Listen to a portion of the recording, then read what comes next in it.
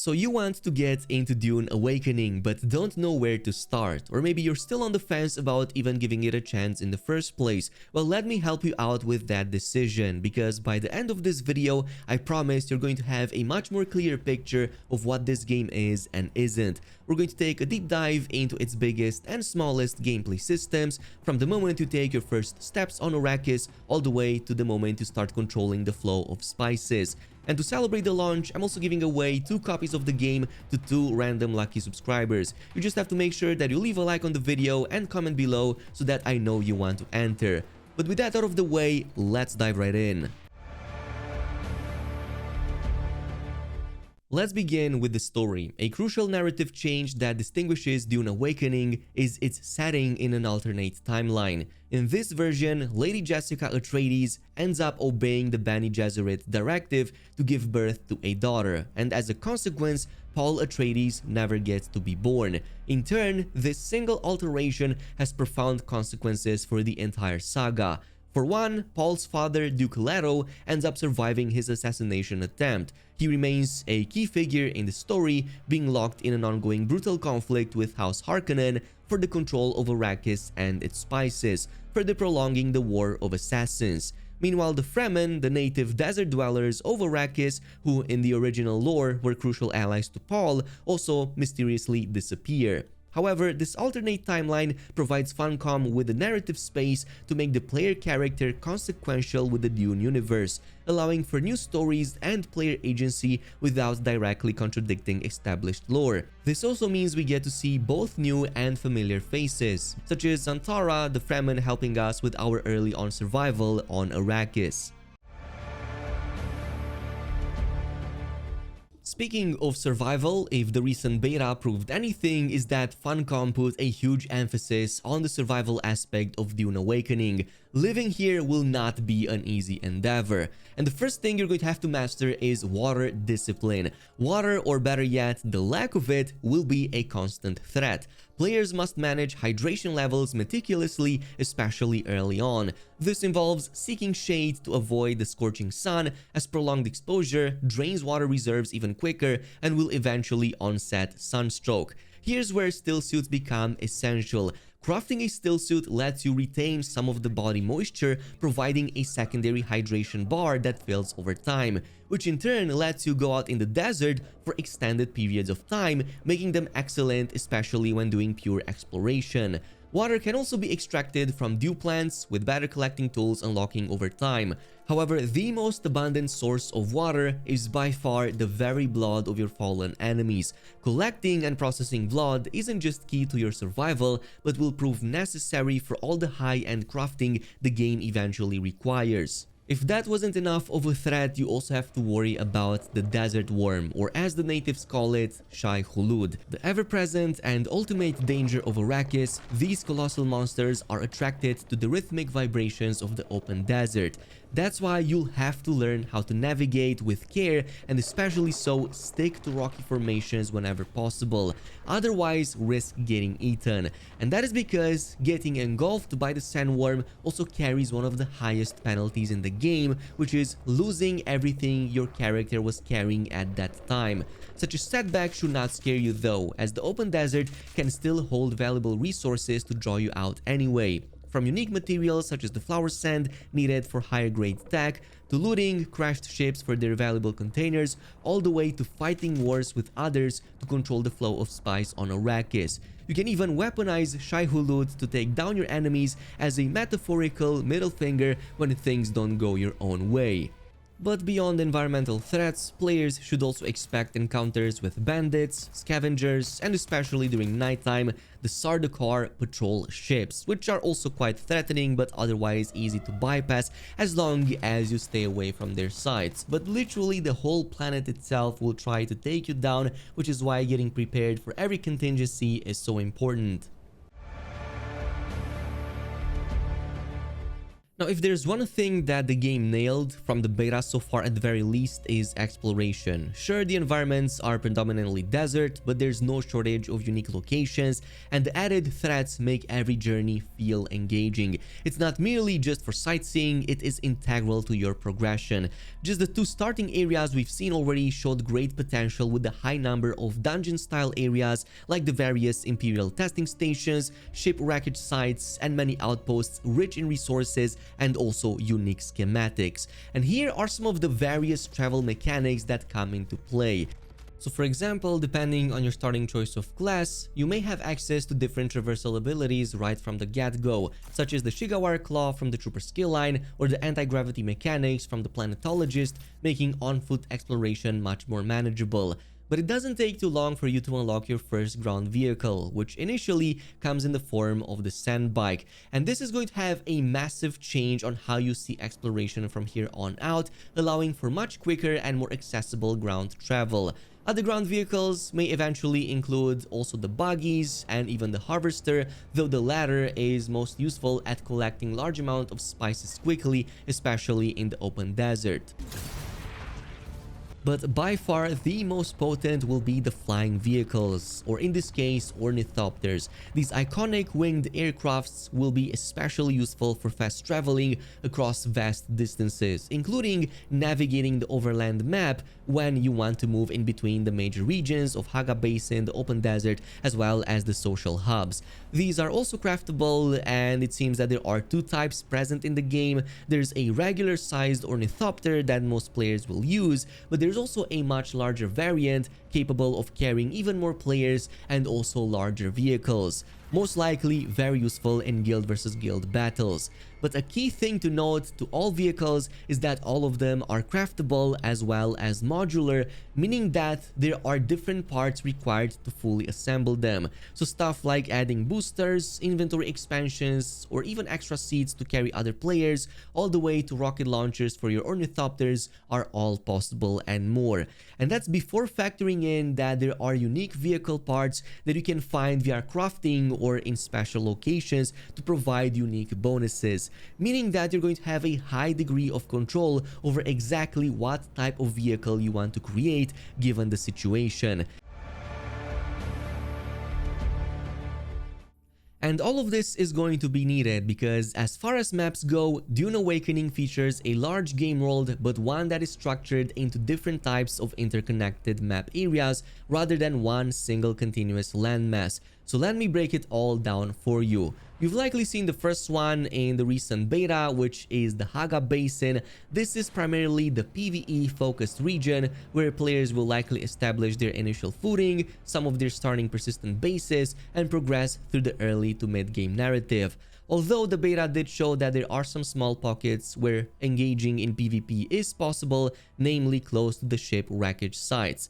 This alone is comparable in size to the entire map of Funcom's previous game, Conan Exiles, though that's expected since the endgame flying vehicles are likely going to make this area feel much smaller than it actually is. Then we have the Deep Desert, a vast, dangerous, and primarily a PvP VE zone. This is where much of the endgame conflict, resource competition, especially for spice, and large-scale guild battles will occur. It's also subject to weekly events that will reshape the landscape, but more on that in just a little bit. As far as size goes, some sources say it's close to 576 square kilometers, which would mean almost 10 times the size of Haga Basin alone, and can sustain up to 1,000 players via merged map instances, though stability-wise it remains to be seen if that's going to always be the case. And finally, we have the two social hubs, Arakeen and Harko Village. These are the major player gathering spots that everybody can go to, trade, socialize, and pick up missions from NPCs, both of course accessible via the overland map. And each is associated with the house they are aligned to, so Arakeen is the main hub associated with House Atreides, considered the largest city on Arrakis. Then there's Harko Village, which instead serves as the main social hub for the House Harkonnen. This hub is designed to be reminiscent of the Harkonnen homeworld of Giedi Prime.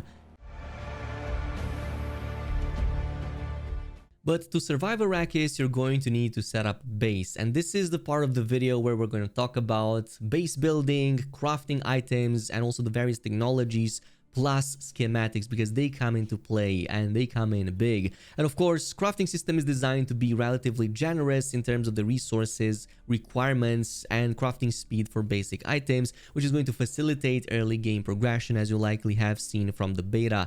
Crafting is not just for personal use. Crafted goods, including base blueprints, can also be sold to other players on the server-wide exchange, as we're going to check out in just a little bit. But in terms of base building, you're going to want to immediately claim some land and set up your first sub-fief console, which is essentially how you're going to claim your plot of land on Arrakis. In the Haga Basin PvE, that's going to be very easy, but in this case, players here can have up to a maximum of 3 bases at any given time, meaning that if you want to build more, you're going to have to sacrifice your previous ones. Now, in terms of the construction system, the game already launches with a very robust, I would say, crafting system. There are dozens of parts over here for each set. You can unlock even more sets with cooler aesthetics later on, even ones associated with the reputation of the various factions you're going to eventually join. And since they are modular, it's very easy to mix and match all of them very quickly. The system also uses a projection placement method, meaning that you don't have to immediately allocate resources for whatever you're building. You can just plan out the outline and then fill it out. And your base is going to serve many functions, not just sheltering you from environmental hazards. It's also a place to store your resources and items, housing for crafting stations such as the fabricators and refiners you're going to build, also water collection and purification. It's even a respawn point in case you perish out in the open desert, and you can also plan out to use it as a social hub in case you're joining a guild, for example, as there are different permissions you can set at an individual level in terms of accessing it, as well as everything inside of it, which is actually pretty neat. But for that, you're going to need to power it up, and initially you're going to supply that via generators. However, later on there are other technologies such as wind turbines, and this is going to be needed as you're going to need electricity for not just powering up the base and all of the technologies inside, but also to turn on the shields, which is how you're going to get protected and have the defense against outside forces. But for that, you're going to need to pay taxes. The shield actually incurs a tax payable and due every 2 in-game weeks to the Emperor. Failure to pay this will eventually disable your base shields, leaving it unprotected, which is something you really don't want. However, that deactivation doesn't happen immediately. Instead, you're going to be given a grace period, which according to recent live streams seems to be another 1 or 2 in-game weeks according to the developers. So I would say pretty decent in terms of how much time you have to actually pay them. Now, one cool aspect about base building in this game is that players can save their base layouts as blueprints and then trade them with other players or on the exchange, allowing others to construct exact copies of those blueprints. You're going to only set up the layout once again, which means you're going to still need to fill out each section with the required materials, and this is only going to be a one-time consumable, meaning that every time you create a blueprint, you can only have 1 copy of it. But this means you're going to have a much easier time to create something in case maybe you're not as creative as somebody else or don't have the time to put in that effort to create a really cool looking base, which I still think is a very awesome feature to have and can open up a whole section of the economy that most games really don't have. Beyond this, like I said, there's also co-op building in which you can design a base with another player, and the system actually supports that. Doesn't just support it, actually one of the players can set up the layout and the other one, for example, can fill in each section with the required materials, which is really awesome. Guilds can even co-own bases, and like I said before, there are different levels of permissions that you can set both at an entrance level as well as individually for each part of the building or each of the workstations that exist within that, which is actually going to make things very interesting if you're playing in a large community. Now, as far as items go, we have to talk about a few key points over here. Like I said, pretty much everything is craftable in this game. The armor, the tools, the weapons, vehicles, base parts, and even the advanced tech. But there are some drawbacks, I would say, for now. One is on the tool side. I think that right now there are definitely an overabundance of tools that we have to manage. There are like 7 of them just from the top of my head. We have the cutter ray, the scanner, the dew collector, the compactor, the vehicle backup tool, building tool, and the welding tool. So that could have probably been condensed into 2 or 3 tools at max, maybe even 1 if you think about it, but for now we're going to have to manage it. Now, of course, to do all of this, we're going to need blueprints and schematics. Pretty much every item craftable in the game will require a blueprint, and there are 2 types of blueprints currently in the game. We have the ones that we access in our unlockables menu, basically with intel points. These are gathered both via leveling up as well as from various outposts that provide one-time intel point rewards. And once you unlock them, you can pretty much craft an infinite amount of those as long as you have the required base materials. But beyond this, we also have the unique schematics, and these are a little bit more peculiar because you can only use them once per blueprint, meaning that once you have crafted that item, to craft another one you're going to need to grab one of those unique schematics again, either from its source or from purchasing it from another player, assuming that it's sold on the market. But besides that, they also provide some of the best bonuses. These unique schematics can typically have bonuses that normal gear counterparts don't have. For example, we've seen that early on we can get a very powerful anti-shield SMG that we didn't find in other locations, and it was very strong to have. It's just one of the options. There are many for pretty much everything, again, for all of the items in the game. But one thing to note about these items is that eventually they will break no matter what. This is the next point I want to cover, because item maintenance plays a huge role in Dune Awakening. Degradation, to be more specific, will actually affect it over time, either with overuse or if it's getting damaged, either by, for example, combat or from the environment. Luckily, we can repair most of the items. However, every time you repair an item, you cannot bring it back to 100% durability. It's always going to go lower and lower with each repair, which means eventually you will not have a choice but to completely replace these items altogether. Now, luckily, there are some skill lines that counter specifically that, especially in the Trooper and the Mentat skill line. Passives that once you get will help you repair them back to a higher durability, but again, even in this situation, it's never going to be back to 100% like it was originally.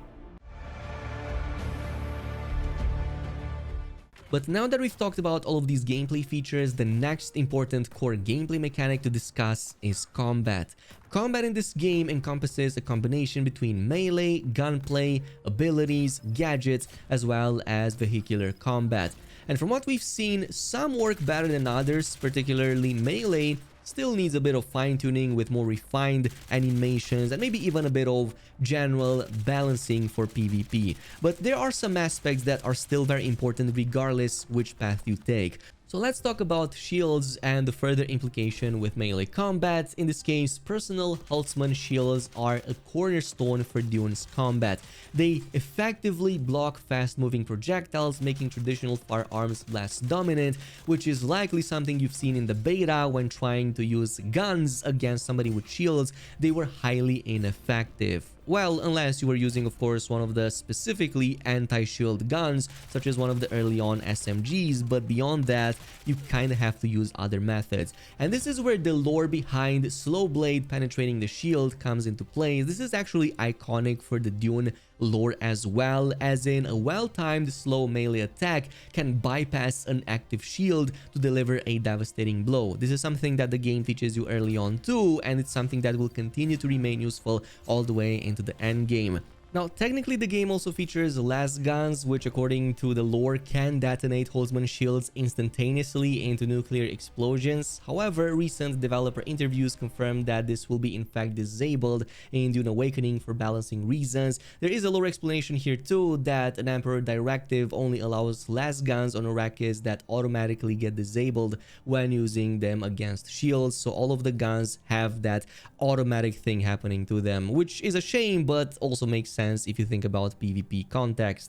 There's also the parry system, of course. You likely noticed that a well-timed block will counter incoming attacks and even open up the enemy for a punishing combo if you time it well. So that's also going to play a huge role, especially if you fight with other players in PvP that way, but it's also useful in PvE. Stamina management is also going to be very useful because dodging, attacking, and pretty much using abilities will consume stamina, and the last thing you want is get caught in a melee combo without any stamina to recover.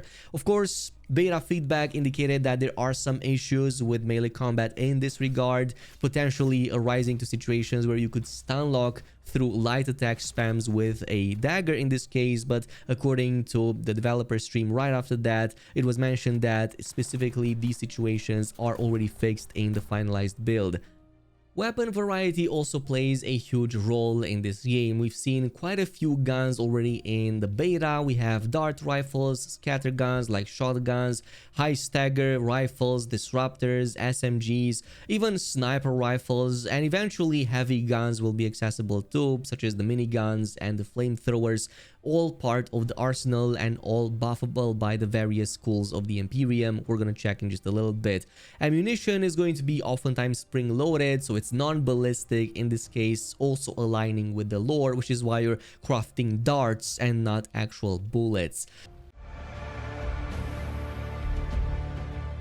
But with that out of the way, let's talk about the different schools of the Imperium, or in this case, the class system of Dune Awakening. This is going to shape your combat and utility prowess by training into the various schools of the Imperium. And these schools function as archetypes or classes, each offering unique skills, abilities, and progression paths. So we have the Trooper, the Bene Gesserit, the Mantat, Swordmaster, and the Unlockable Planetologist. However, the Planetologist is the only one you can't choose as a starting class back at the character creation screen. All of the rest can be chosen as a starting, in this case, Skill Master. However, in the full game, we're going to get access to all of the Skill Masters in the game to help out, which is going to eventually let us unlock all of the skill trees for us to use. So let's go over each of the classes quickly. As you can see, they all feature different subtrees, or in this case, specializations to invest into. Starting with the Trooper, this represents the career soldier forming the backbone of the Great House's armies. They specialize in ranged weaponry, explosives, and advanced Holtzman technology for battlefield control and mobility. So they are rather versatile ranged combatants. They are great at aerial denials and also for technical mobility. Some of the key abilities they feature include the Shigawara Claw, which is basically your grappling hook, very useful for rapid vertical traversal and staggering opponents. But it also features various anti-gravity mechanics like suspensor grenades, which are devices created to negate gravity and lift enemies, preventing, of course, fall damage, but also keeping them in place for a time. Then we have the Bene Gesserit. They are members of a secretive all-female, although the players can obviously be any gender in the game when they choose this school, an order that's skilled in physical mastery, mental conditioning, and manipulation, especially using the voice to control others. And some of the active skills here, like Voice Compel, prove to be very good in PvP as well as PvE, while skills like the Bindu Spirit prove to be great for rapid bursts of speed, especially on foot. But there are many passives in the body control line that deal with health regen, like trauma recovery, and even defenses against sunstroke. So some of these may potentially be pretty much mandatory for endgame activities. Then we have the Mantats. These are human computers basically trained for superhuman levels of observation, analysis, and strategic thinking. In Dune Awakening, this basically translates to stealth, traps, reconnaissance, and basically having that really cool Sentinel. So the Sentinel is one of the key abilities over here that's especially useful for damage in PvE and PvP. Other useful tools over here include poison capsules and even decoys to distract enemies. But really, there are many passive bonuses that improve damage to weak points, exploiting weaknesses, and even buffing damage from very long range weapons. So perfect for somebody who likes to play like a sniper.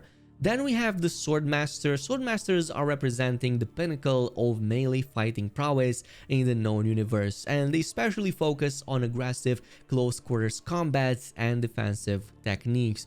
Speaking of that, as janky as the melee combat proved to be, you do get some very strong bonuses and skills over here to use. Even anti-ranged options like the deflection that starts out with this class, letting you reflect some of the bullets back to the enemy, or in this case the darts. Gameplay-wise, Swordmasters thrive in the thick of battle, using their mastery of blades to deal significant damage while empowering defensive skills to withstand enemy assault.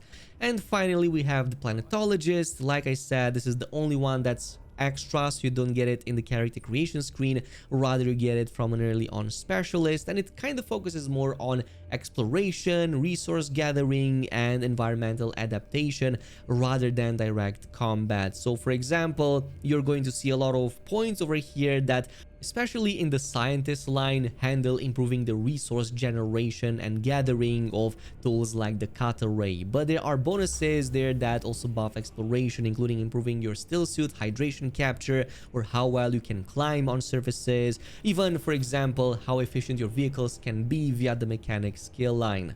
In terms of the skills you can get, we have three types of abilities over here. We have the active abilities, the techniques, and the passives. So the active abilities, as the name implies, you can trigger them at any given time. You can have up to 3 of them active on the bar, and they will obviously most of the time include a cooldown. Then we have the techniques. These are completely passive. They will further provide some very strong benefits, but you can only have up to 3 at any given time. And finally, all of the rest, which are basically the passives, the smaller nodes over here, will be active no matter what without needing to be slotted in. However, there's one aspect of the game I want to cover, which is progression and the maximum level. Currently, Dune Awakening's max level is going to be 200, meaning that you will only ever have up to 199 skill point stops, meaning that at no point can you max out every single active and passive ability in all of the 5 skill trees. This is going to be something you will need to prioritize depending on your playstyle. However, luckily enough, respecking seemed to be rather inexpensive and easy, at least that was the case in the beta. There's one aspect you should know about this, is that lower levels are easier to level through, but once we pass level 100, it's going to become dramatically more difficult. So in the end game, to maximize our XP gains, it's likely we're going to do a combination between completing contracts for major houses, completing the main story quest line, as well as engaging in as many regular activities as we can. But specifically, the highest source of XP seems to be the contracts for the major houses that we get to complete.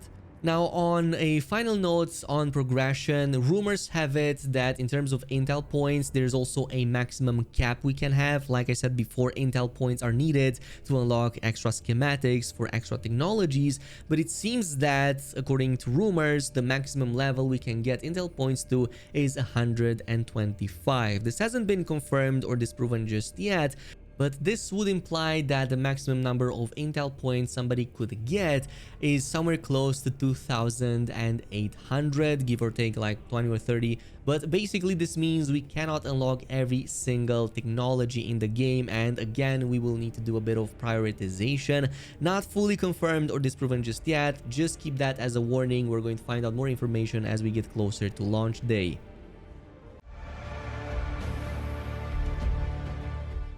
Now, in this chapter, I want to talk about the melange, or the power of spice, the most valuable and enigmatic substance in the Dune universe. It is central to the gameplay experience in Dune Awakening as well. Spice is not merely a collectible resource, but a multifaceted element influencing combat, progression, the economy, and even perception. That basically means it gives you cool powers, lets you craft endgame gear, and you can have some strange hallucinations if you get addicted to it. That's basically it.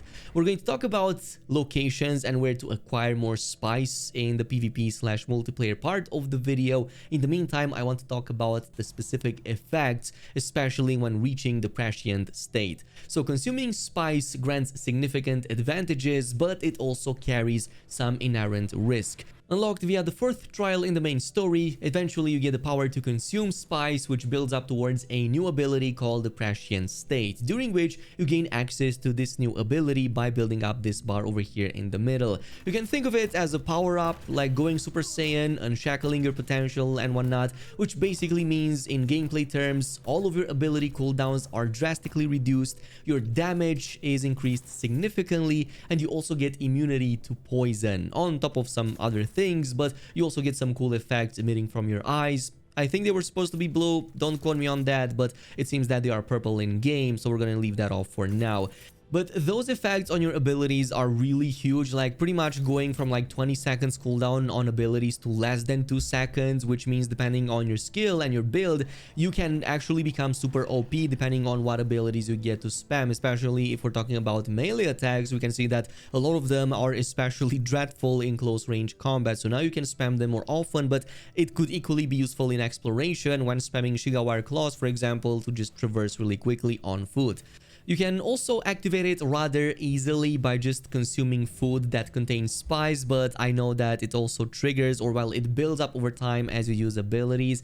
Also, that food containing spice seemed quite abundant, so 10 plates of some good old spice salad was more than enough to fully fill out the bar. However, there is going to be a tolerance that your character builds on this over time. And finally, as far as I'm aware, it's also going to alter your perception. You're going to constantly see some of these really strange apparitions in your field of view when you start consuming spice. Like, it starts very low with some lights here and there and some cool effects, but I've heard rumors of some full-blown hallucinations that can show some pretty wild stuff, like floating whales in the distance and whatnot. So very strange stuff that may or may not affect how you interact with your environment. Say you're in the middle of PvP and you start hallucinating, I can imagine that can be quite distracting.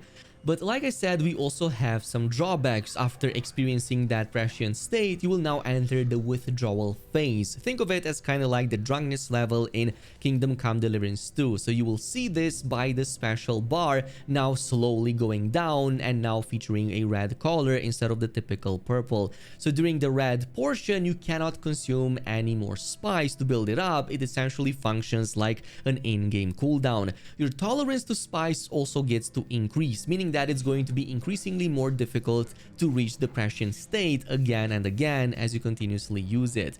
And over time, your tolerance levels will decay, but you can choose to overcome that by consuming greater quantities of spice instead. And what's interesting is that the game frames it as a choice that the player has to make, which means it's up to you if you want your character to become more addicted to the spice or not, kind of like the equivalent of an in-universe crack addict.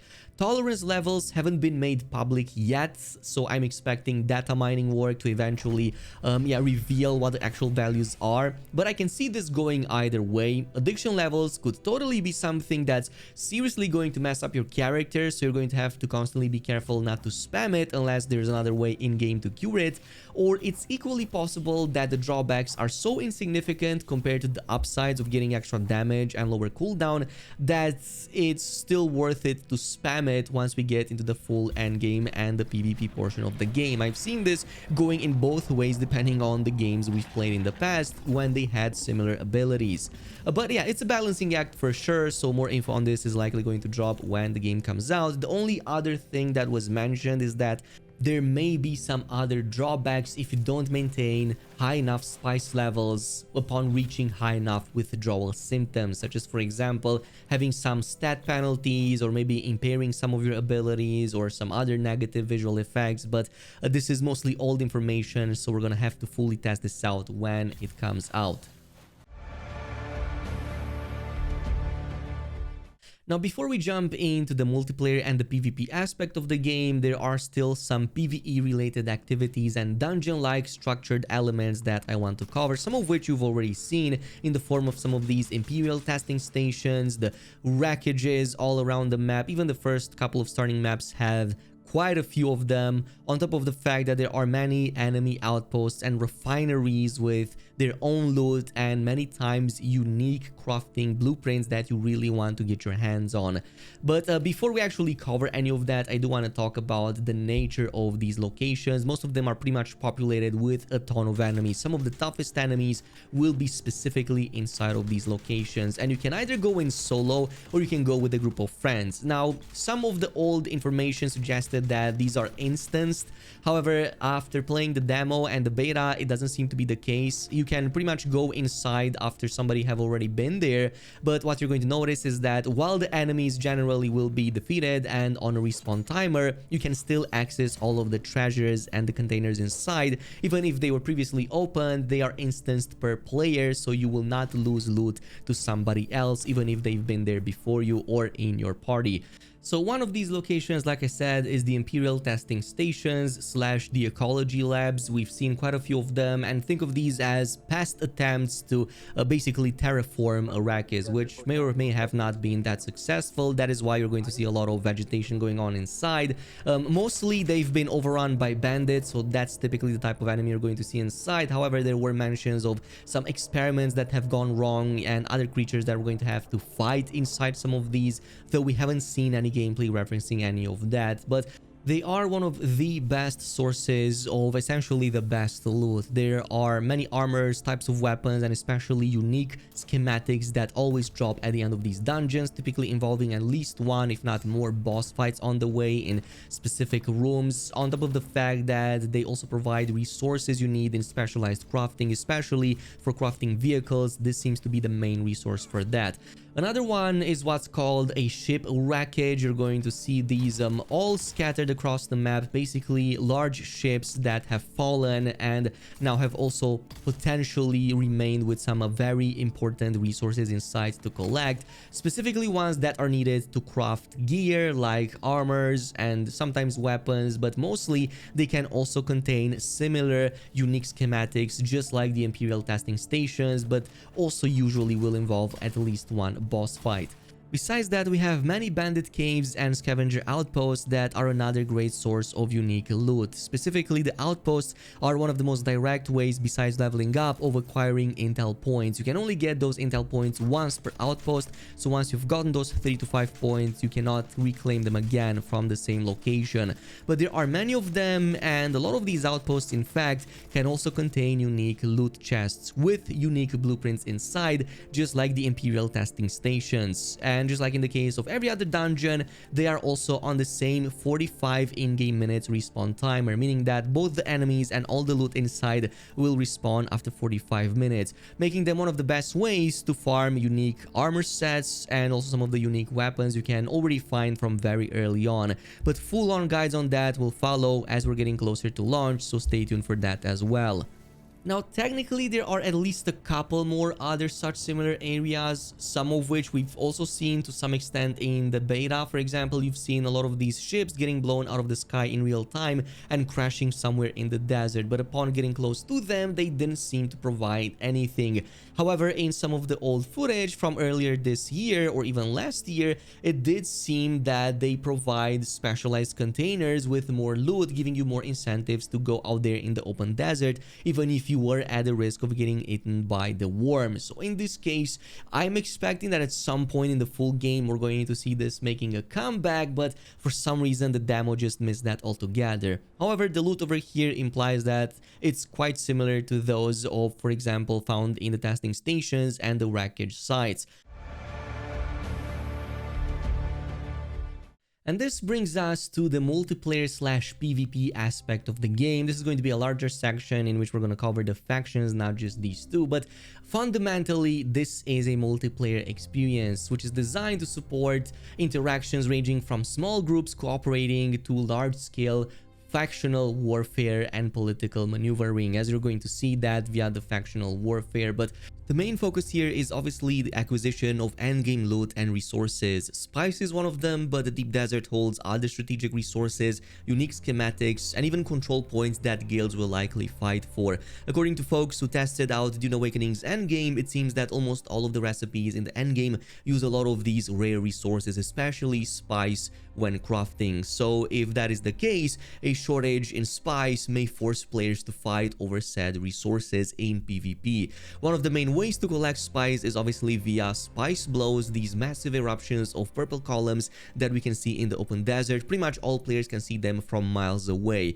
Harvesting in this case is done via the deployment of special vehicles, just like in the books and the movies. And here's where the carryalls and the large ornithopters can help a group to quickly dispatch their harvesters and deploy the operation. Given its visibility to all players, it's expected that multiple groups will eventually converge on that position, which is why protecting the active harvesters will be very important. But it also seems it's possible to sabotage if a group is winning by using thumpers, for example, to attract the sandworm and limit the number of resources that they actually get, which may imply that there's also the possibility of cooperation in case everybody could get everything. I still think it's possible that players will form PvE groups and actually share the resources. And on that note, for those of you who worry about your access to some of these resources, there are actually other ways to acquire spice, though in a more limited levels. For example, trading on the exchange is possible. You can purchase this from the listings that other players have made or directly trade with them. Another one is completing faction quests. It seems that a lot of the endgame ones will provide at least some sort of extra spices as well. Raiding spice convoys belonging to other guilds is also possible, though this still involves PvP. And as you're going to see in just a little bit, contributing to the weekly Lance Rad objectives will also give you rewards on a player level depending on the contribution that you have to the Lance Rad that week. Additionally, from folks who actually tested out the endgame betas, they did confirm that due to the vastness of the open desert, it's not necessary that you're always going to be in conflict or even encounter other groups of players in the open desert. Although good to note is that beta tests never had as many folks on one map as the server's max capacity, so that may explain it, but I'm still expecting for at least quite a bit of the desert to not be fully covered in players at every single corner, letting some room for acquiring some of these resources even on smaller groups or solo. And while we're on the subject of endgame, another important event that will happen on a weekly basis is the Coriolis storms. You can pretty much think of these as dramatic environmental destructions, a storm that specifically affects the deep desert. And unlike the regular storms, these will absolutely wipe out everything. Pretty much all the player structures, all of the harvesters, even bases that players have created in the deep desert will be wiped at the start of the week, and it will pretty much make any previous maps obsolete, meaning that even the Dune formations will be altered and even new pathways will be created, meaning that every week you're going to have a fresh start so that no one single group or guild dominates the whole server indefinitely, which I think is a pretty good way of approaching balance at the very least. This means that these storms will also uncover new points of interest and even specific dungeons that only open up, for example, even every few months, but will provide some of the best resources in the game and some of the most unique rewards as well. Structurally, we talked about the size of the game before. We had the Haga Basin, the Deep Desert, also of course the two social hubs. But in terms of the player size, here is what you should expect, because not all of these are continuous. They are interconnected, but you will only get access to one at a time. So the Haga Basin is going to be that persistent PvE focused area, and in this case you're going to have each of the Haga Basin featuring its own instance of up to 40 to 50 concurrent players. So these are pretty much stacked one on top of each other as the developer implied, and at most you're going to see 40 to 50 other players around you with minimal PvP, with the exception of those ship wreckage sites we've talked about.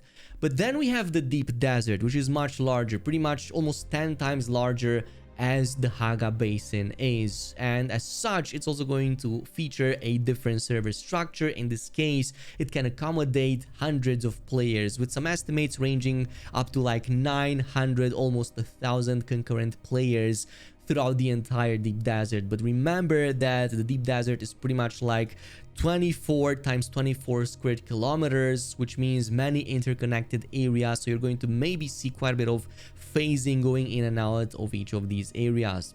And then of course the two social hubs, Arakin and Harko Village, which supposedly can host approximately 1 to 200 players per layer or server in this case. If that number gets exceeded in any of these locations, new layers will be created on top to support additional players, pretty much like in every MMO nowadays.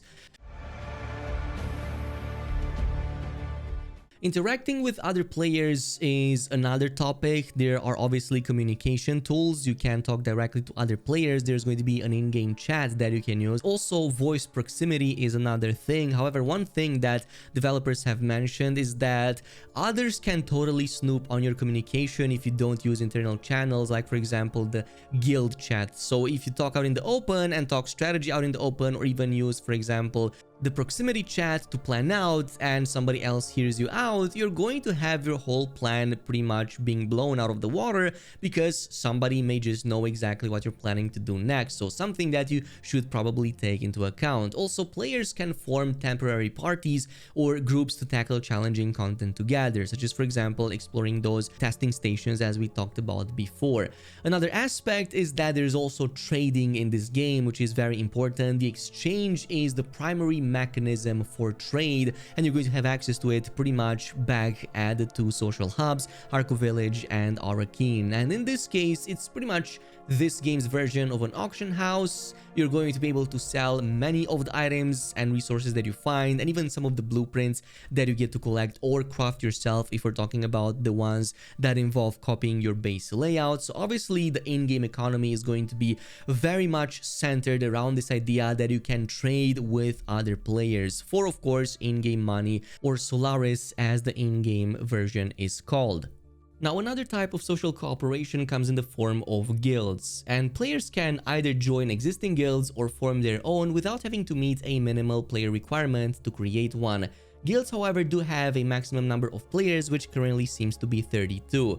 They also feature some built-in systems such as a guild chat and also structured roles such as leader, officer, member, and so on. So for example, you can set permissions for different levels when it comes to managing shared guild assets, such as who gets to enter a guild-specific base or location, or access to various guild technologies and containers that may or may not have guild-shared loot.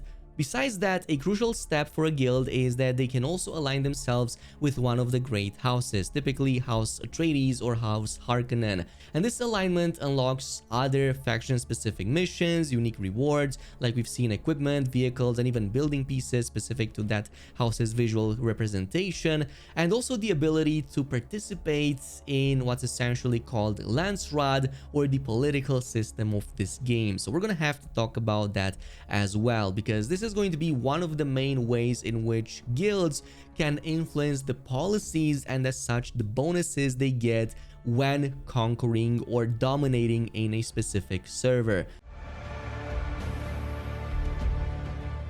So the Landsraad is a cycle that lasts for a whole in-game week, and to participate, players first need to align themselves to a faction and then also be part of a guild that itself is aligned to the same faction. And at the start of each week, players will have to go out into the world and find the representatives of these 25 Landsraad houses and then convince them to reveal their requirements for that week, as that's going to let you claim them, and the more of these houses you claim on your side, the more voting power you're going to get.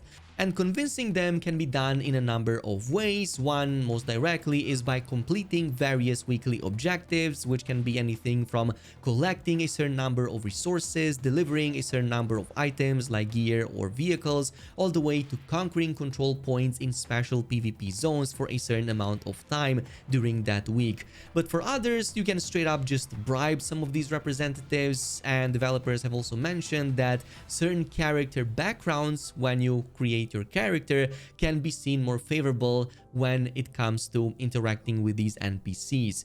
In this case, the faction that completes or claims the most amount of objectives on the Landsraad board over the week will be declared the winner at the end of it, or sooner if the faction manages to get all of the 5 rows filled, so all 25 of them.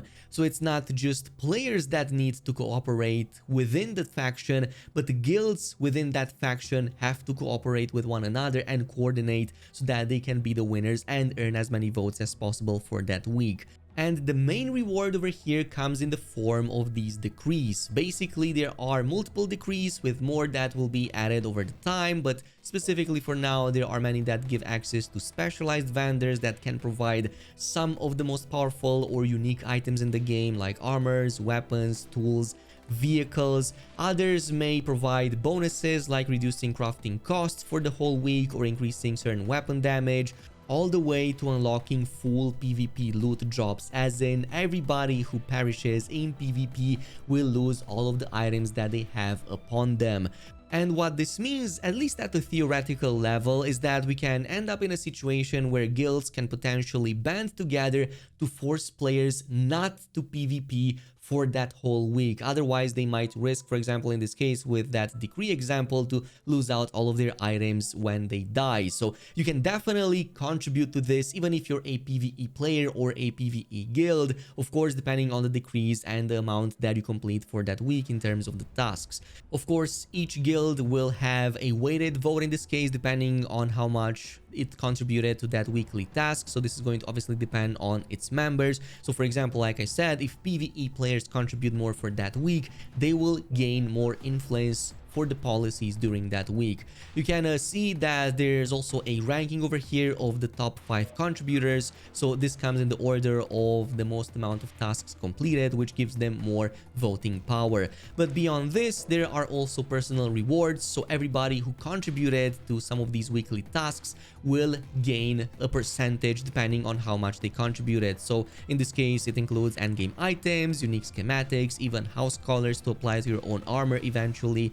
Essentially meaning that even if you didn't win for that week, or even if your faction didn't win for that week, as long as you contributed with something, you're at least going to get some rewards out of it.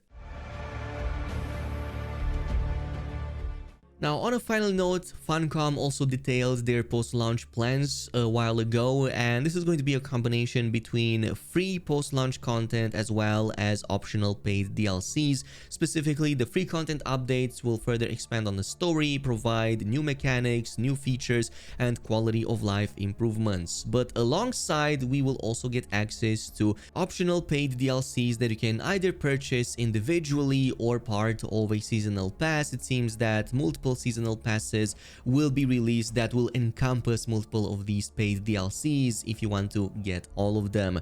So there are 4 DLCs in the plans from the looks of it, assuming that they don't get postponed. In this case, we have the first one, which is Wildlife of Arrakis, mostly including base decorations. Then Lost Harvest, which is going to include a side story as well as some extra cosmetics, a stranded harvester, a desperate crew, a secret that has been buried for over 10,000 years. Then early 2026, they are planning for Raiders of the Broken Lands. This is going to also include some extra content, story, and cosmetics. The Broken Lands are shattered plains of broken rock known for their fearsome raiders. And finally, somewhere around the middle of 2026, the Water Wars. In this case, it seems that we may actually get to the polar ice caps of Arrakis and possibly get some more content around the possibility of collecting more water as a resource. Water is life. The water shippers' families are at war, so likely also going to include some kind of story. My only other remaining concern is in regards to the console release date, which even at the time of recording this video doesn't seem to be updated. So it's supposed to come out on the PlayStation 5 as well as Xbox, but it seems that, yeah, Funcom doesn't have an update for that. So it's going to be at some point in the future, but we don't really have a release date. In any case, that is pretty much it with the video. If you enjoyed it, leave a comment below, subscribe, and also activate the notification bell, as that really helps a ton. And this is also going to let you participate in that giveaway that I'm doing. And I'll see you guys in the next video.